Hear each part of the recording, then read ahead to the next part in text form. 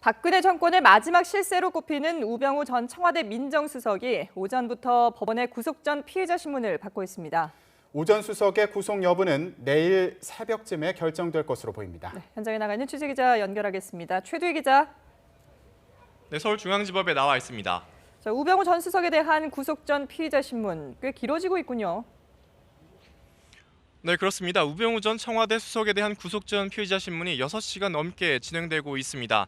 잠시 휴정했다가 오후 2시 반부터 재개됐는데요. 앞서 오전 10시 5분쯤 법원에 도착한 우 전 수석은 최순실 씨의 비위를 보고받은 적이 없다면서 혐의에 대해선 법정에서 밝히겠다고 말했습니다. 오늘 신문은 박근혜 전 대통령의 구속이 결정됐던 321호 법정에서 열리고 있습니다. 검찰은 우 전 수석 의혹을 전담했던 이근수 부장검사를 투입하며 구속 필요성을 주장하고 있습니다.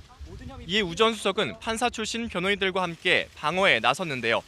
우 전 수석은 법에 어긋남 없이 정당한 직무 수행이었다며 혐의를 부인하고 있는 것으로 알려졌습니다. 우 전 수석의 구속 여부는 권순호 영장 전담 부장판사가 심사 내용 등을 토대로 결정합니다.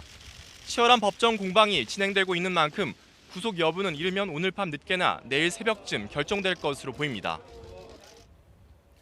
네, 그렇다면 구속 전 피의자 신문에서는 어떤 부분을 중점적으로 다루고 있죠? 네, 검찰은 우 전 수석에 대해 모두 8가지 혐의로 구속영장을 청구했는데요. 이 가운데 우 전 수석이 민정수석으로서 권한을 남용했는지가 핵심 쟁점이 될 것으로 보입니다. 하지만 직권남용은 혐의 입증이 쉽지 않은 데다 청와대 민정수석의 직권 범위가 법규상 명확하지 않은 것으로 알려졌습니다. 이에 따라 이 부분을 얼마나 입증하냐의 구속 여부가 달렸다는 분석이 나오는 겁니다.